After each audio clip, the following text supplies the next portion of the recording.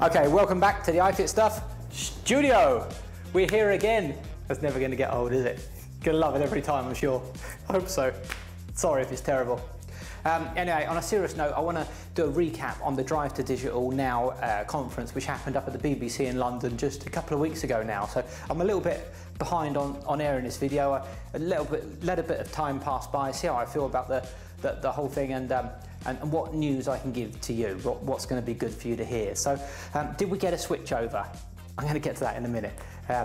What we did find out is that out of the 100 masks, the 200 new masks that were announced at the end of 2013, around half of them have actually been built.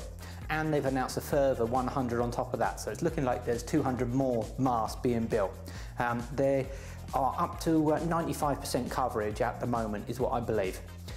There's new multiplexes being announced for the future, and also there's more content than ever, both now and coming to DAB. So that is really positive. Last year, 1.5 million cars were sold with DAB. So that's a lot of cars on the road now already with DAB. So Digital Radio UK, they now have the tick mark for the product, and they've got the tick mark for the installation businesses. They have communication via the DVLA upon the tax disc, or not disc, but the tax reminder renewals now, communicating to the motorists directly about the need to convert their car to accept DAB.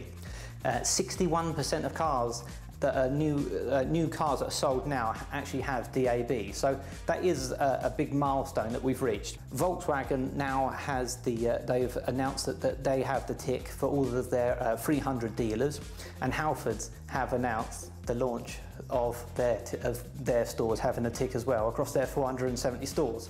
So a lot of support one way or another behind the tick so far. So DAB is happening. The commitment from the vehicle manufacturers alone, really, that sort of shows that this is actually going to happen as pretty much a mainstream thing inside the cars over the coming years. But actually, our listening habits to radio are changing very much anyway, like with services such as Spotify, with people listening to iPods and their music that's been recorded. Like radio really is, I don't know, the radio as we know it, the listening to it may actually well die with our generation. You know, radio is not going to last as it has done in the past. And also the other thing is that advertising revenue that radio would have enjoyed over all these past years is competing from, you know, internet and Facebook advertising, Google AdWords, and there's so many other things like now that's available for advertisers. So whatever's happening with DAB coming through, radio's changing in the future anyway, and the young kids may or may not be listening to radio. Although we have heard instances that have been very successful with some DAB listeners. They say that they have some great young audiences from like 16 through to the early 20s as well. So there are positives too in terms of listening habits for the next generation. So the switchover date. We didn't get a switchover date. That is the truth of it. Ed Vaizey, he said something like, maybe look in 2017, I think is what he said. And in a nutshell, until we get to such a point where people can basically get it in their car or in their house for like a tenner, there's not going to be any switchover or switch off announced. And in fact, FM is still going to continue to go for local radio stations anyway, the ones that can't afford to go on to DAB. So I don't know how I feel about it, and I've spent the last couple of weeks thinking about it really, and like from myself as an independent installer and someone who has put in a certain amount of investment in my business and for ifitstuff and in the future of DAB. You know, I was kind of under the impression that there would be a switchover. I mean, as I look at it now, I guess it's madness to even think that there was ever going to be a switchover. Like really, it wasn't ever going to happen, I suppose. I don't know how I feel about that, whether I feel some way tricked into putting a bit of extra investment that I wouldn't have done otherwise. And what about all them vehicle manufacturers who have the 61% of new cars that are now coming through with DAB? Probably the reason that they've done that is actually because they don't want to have sold a car off of their forecourt that actually can't receive radio. And they, by being under this impression about the switchover, has kind of really been forced to probably take action and investment that they may not otherwise have done. And same for myself. So DAB is happening now. But I guess it's yeah, however we got to this point, we've got to a point where it more or less is happening. I say it's happening. Of course, the different radio trends, the competition, the internet streaming and the rest of it, we will have to see where it goes, because none of us really know. So what does that mean for the independent retailer, for the independent specialist?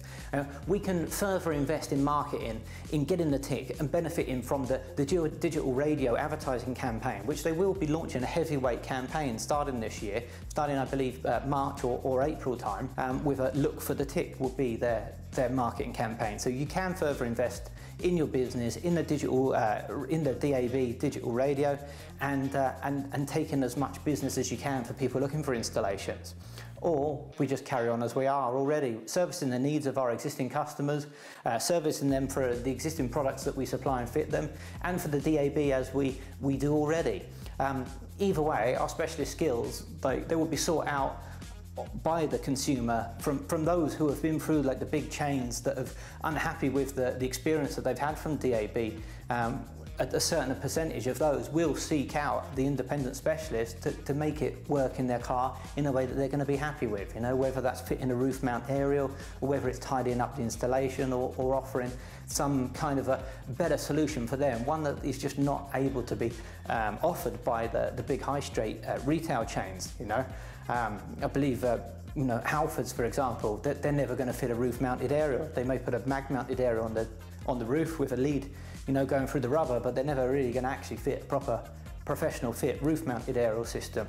That they're unlikely to have the time or the understanding or the knowledge individually at the stores to be able to guide the customer through the process of getting that integration to their vehicle into the existing system, other than like an FM type of adapter, whether that FM is a plug in the cigarette lighter socket or whether that's an FM adapter like your Easy Dab or Media Dab, one that's going to go in like a professional fit that's going to go in through the actual plug-in of the FM aerial. But they're unlikely to be able to integrate into MOS systems and auxiliary ins. It's just going to be too complicated for them. There is the opportunity to make money from DAB and grow your business with DAB, to participate with the tick mark or not to, but either way there is going to be work out there for the independent specialist.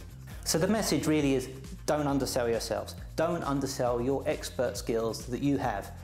Be firm with the price, be firm with the quality. Make sure that the customers get a good experience from you. If they're paying more for that good experience, just let them pay more but have the good experience. Just give them all the options that they can have, the roof-mounted aerial, the full integration as necessary, but just don't undersell yourselves and work together with us, with ifitstuff, and let's see what we can do together as a group. Thanks for watching this podcast, and I look forward to giving you updates as we get them and as things move on with this whole DAB situation. Cheers.